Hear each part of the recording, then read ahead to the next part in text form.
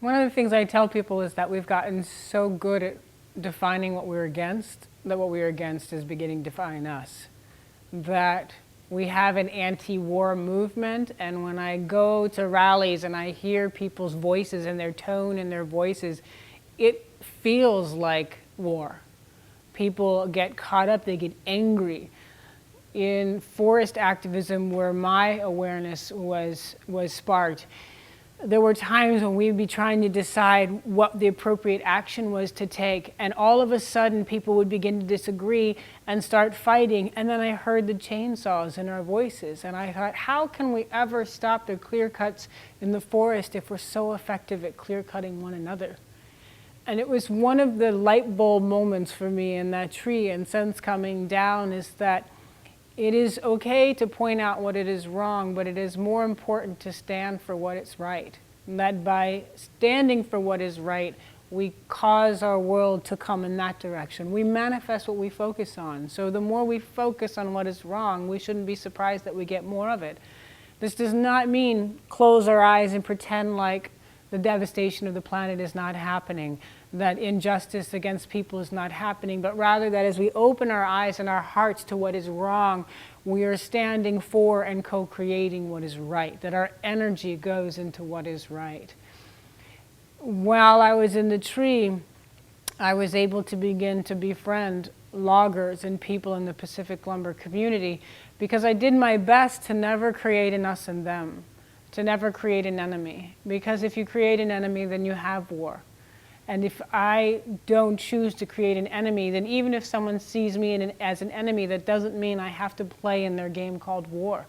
That I can see them as a human being and keep calling out their humanity, even as they're trying to create a symbol out of me, to create a box for me to stick in. I'm the granola munching, tree hugging, tofu eating, radical extremist, wacko, hippie, foo-foo, new ager.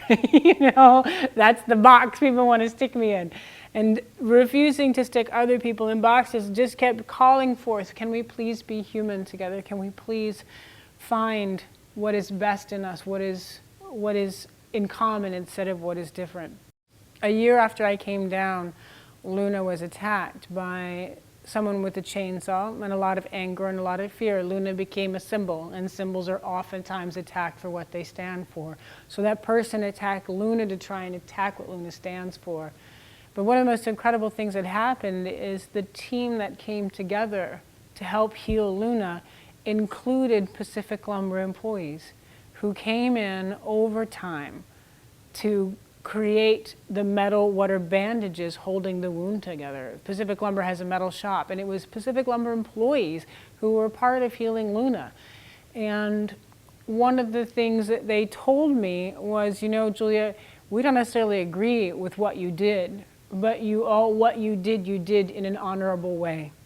And the person who did this did a dishonorable act, and in so doing made all of us look dishonorable.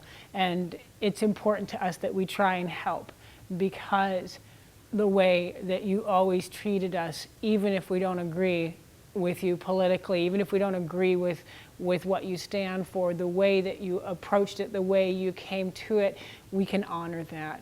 And it was very profound, and it still touches me to this day that Luna is still standing and thriving and doing beautifully. And it was all kinds of people, structural engineers, biologists, treetop canopy arborists, Native Americans, and Pacific Lumber employees all came together to create the healing community that allows Luna to still be standing and thriving.